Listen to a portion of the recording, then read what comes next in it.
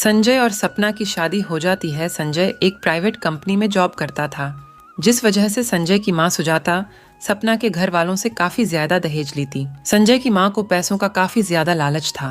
हरी अपनी बहन सपना के लिए जितना हो सके उतना दहेज देकर अपनी बहन की शादी संजय के साथ करवा देते हैं, ताकि उसकी बहन आगे की जिंदगी खुशी खुशी से बिताने लगे।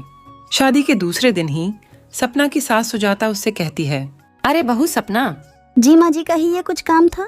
अरे बहू, मैं यूँ कह रही थी, तुम्हारे सारे सोने के गहने मुझे दे दो, तुम्हारे पास रहकर गंदे हो जाएंगे। लेकिन माँ जी। अरे सपना, तुम माँ से बहस क्यों कर रही हो? वो तो ठीक ही कह रही है, अच्छे से संभल कर रख देगी। अच्छा ठीक है। सपना बाकी के गहने लेने के लिए चली जाती है और इधर उसकी सास बहुत खुश हो जाती है। सपना गहने लाकर उसकी सास को दे देती है। इतने सारे गहने देखकर उसकी सास को और लालच आ जाता है। सपना की सास गहने लेकर वहां से चली जाती है। अब सपना के पास एक भी गहने नहीं बचे थे। सपना डाइनिंग टेबल पर बैठी रहती है, तभी उसकी सास सुजाता उसके पास आती है। अरे बहू, यहाँ क्या कर रही हो बैठकर? ओ माँ जी, ऐसे ही बैठी थी। मुझे बहुत भूख लग रही है, जल्दी से मेरे लिए कुछ बना कर लेके आओ। जी माँ जी। फिर सुजाता टेबल पर बैठती है। सपना रसोई में जाती है अपने सास के लिए कुछ बनाने। कुछ वक्त बाद सपना अपने सास के लिए भोजन बनाकर ले आती है। ये लीजिए माँ जी। ठीक है, अब जाओ घर की साफ सफाई कर दो। पर माँ जी, नौकरानी है ना साफ सफाई करने के लिए। अरे ओ, मैंने नौकरानी को निकाल दिया, काफी खर्चा हो रहा है। वैसे भी मैंने सोचा है थोड़ा बहुत काम रहता है, मेरी बहू इतना तो कर ही लेगी, है ना बहू? पर माँ जी, मैं कैसे? अरे बहू, करो, जाकर धीरे धीरे आदत पड़ जाएगी। जाओ जाओ।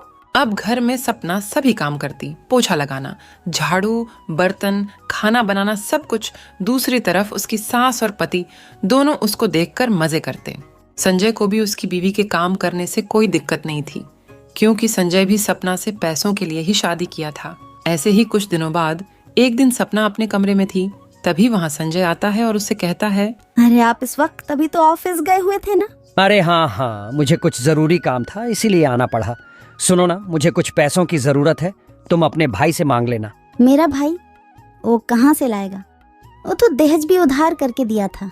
अरे एक बार बात करके तो देखो, हो सकता है वो कहीं से जुगाड़ कर दे। नहीं नहीं जी, मुझे पता है उसके पास नहीं होगा, और पैसे उसे कैसे मांग सकते हूँ, मुझे अच्छा नहीं लगेगा। तुम्हें अपना पति चाहिए या भाई? मेरी बात क्यों नहीं सुन रही हो? मैंने कहा ना, एक बार बात करके देखो। आज ही बात करना, मैं शाम को आऊंगा, फिर बताना क्या बोला। ये कहकर संजय वहाँ से चला जाता है। ये कैसा पति है, शादी के बाद भी भाई के पास पैसे लेने के लिए बोल रहे हैं? किस मुंह से मांगू उससे? इतने सारे पैसे कर्ज लेके मेरी शादी किए थे, वो क्या सोचेंगे? नहीं, मैं नहीं मांग सकती। सपना किचन में काम कर रही थी, उसकी सास भी किचन में थी। तभी वहाँ पर संजय आता है और कहता है, सपना। हाँ जी, कहिए। ओ, मैंने तुम्हें बात करने को कहा था, पैसे के लिए भाई से बात की? ओ नहीं जी, मुझे बड़ा ही खराब लग रहा था, इसलिए मैंने नहीं पूछा। अरे तुमको अपने भाई से बात करने में खराब लग रहा है, यहाँ मुझे पैसे की जरूरत है और तुम अपने भाई से बात नहीं कर सकती।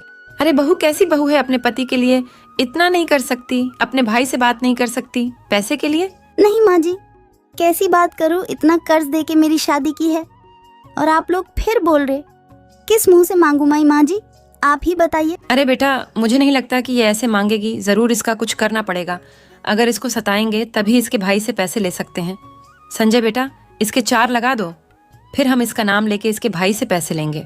संजय सपना को घसीटते हुए वहां से ले जाता है और उसकी खूब पिटाई करने लगता है। सपना की खूब पिटाई करने बाद अपनी माँ को लेकर सपना के घर जाने लगता है। तभी उन दोनों माँ बेटे की दुर्घटना हो जाती है। दोनों जान से तो बचते हैं, लेकिन उनको बहुत चोट लगती है। कुछ महीने तक सपना ही उन दोनों का अच्छे से ध्यान रखती है। सपना का उन दोनों पे प्यार देखकर वो दोनों भी बदल जाते हैं और सपना से अच्छे से प्यार करने लगते हैं और फिर सभी हंसी खुशी से रहने लगते हैं। संजय और प्रिया की शादी हो जाती है। इससे संजय के पिता बहुत खुश थे और संजय और प्रिया भी इस शादी से बहुत खुश थे। शादी के दूसरे दिन संजय और उसके पिता डाइनिंग टेबल पर बैठ के खाने का इंतजार कर रहे होते हैं। तभी प्रिया उन दोनों के लिए खाना बनाकर ले आती है। ए लीजिए बाबूजी, आ गया खाना, और और चक्कर बताइए, मेरी पहली रसोई कैसी हुई है। संजय का पिता रामू वो खाना देखकर गुस्से से डाइनिंग टेबल से उठ जाता है। बहू, क्या तुम पागल हो गई हो? ये घास फूस क्यों बना रही हो? कुछ अच्छा सा बनाने नहीं आता? लेकिन बाबूजी, मैंने तो अच्छे से बनाया था, आपने तो चखा भी नहीं। क्या ये खाना चखने का लायक है? तुमको लगता है कि मैं मरीज हूँ? ये मरीजों का खाना है। फिर रामू गुस्से से वहाँ से चला जाता है। संजय जी, मैंने क्या किया जो बाबूजी मुझे इस तरह डांट कर चले गए? प्रिया, मेरे पिता को थोड़ा चटपटा खाना पसंद है, मसालेदार। वो इस तरह सादा खाना बिल्कुल भी नहीं खाते, इसीलिए वो गुस्सा होकर यहाँ से चले गए हैं। अब से थोड़ा मसाले वगैरह डाल के उनको खाना देना, देखना उनको ज़रूर पसंद आएगा। लेकिन संजय जी, इस उम्र में ज़्यादा मसालेदार खाना ठीक नहीं होता, डॉक्टर भी तो यही कहते हैं ना। नहीं नहीं प्रिया, डॉक्टर लोग ऐसे ही कहते हैं।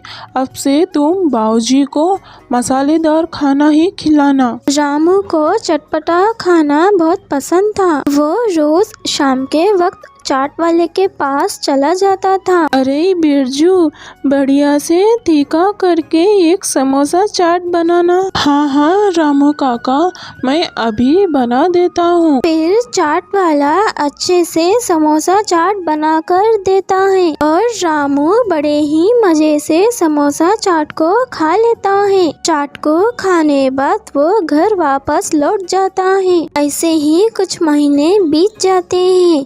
एक दिन सुबह का वक्त था। रामू आराम से अपने कमरे में सो रहा था। तभी उसकी बहू प्रिया उसके कमरे में कॉफी ले आती है। बाबूजी, ये खून कहाँ से आया? बाबूजी उठिए बाबूजी। बहू, ये क्या? ये खून कहाँ से आया? मुझे नहीं पता बाबूजी, आपका कमरा है, आपको पता होना चाहिए। ये पीरियड्स तो नहीं है। ये पीरियड्स मुझे कैसे हो सकते हैं? मैं तो एक मर्द हूँ। क्या सच में? ये कैसे हो सकता है बाबूजी? अरे ये क्या हो गया? क्या करूँ मैं? क्या करूँ अब मैं? प्रिया अपने ससुर जी को समझाने की कोशिश करती है और उसको शांत करने की कोशिश करती है। बाबूजी, आप शांत हो जाइए, ज़रूर कुछ बात हो सकती है। ये पीरियड्स तो नहीं है। मैं अभी आपके बेटे संजय जी को कॉल लगाती हूँ। अभी हम हॉस्पिटल जाएंगे, सब पता चल जाएगा। अरे बहू, ये क्या हो गया मेरे साथ? मुझे क्या बीमारी हो सकती है? उसी दिन प्रिया अपने ससुर जी को लेकर हॉस्पिटल आ जाती है और अपने पति संजय को कॉल लगाती है। संजय जी, आप तुरंत यहाँ आ जाइए, बाबूजी को कुछ हो गया है। संजय भी हॉस्पिटल आ जाता है। डॉक्टर साहब रामू को अच्छे से चेक करते हैं। डॉक्टर साहब, क्या हुआ मेरे पिताजी को?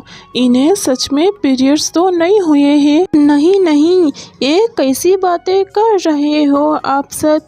ये एक मर्द है और इन्हें पीरियड्स नहीं हो सकते। इन्हें तो हारिस हुआ है, ज़्यादा तीखा खाने की वजह से होता है। लगता है ये ज़्यादा मसालेदार खाना खाते हैं, इसलिए इनका डाइजेस्टिव सिस्टम खराब हो गया है। लेकिन डॉक्टर साहब, ये ठीक कैसे हो सकता है? मैं इनको कुछ दवाइयाँ लिखकर दे देता हूँ।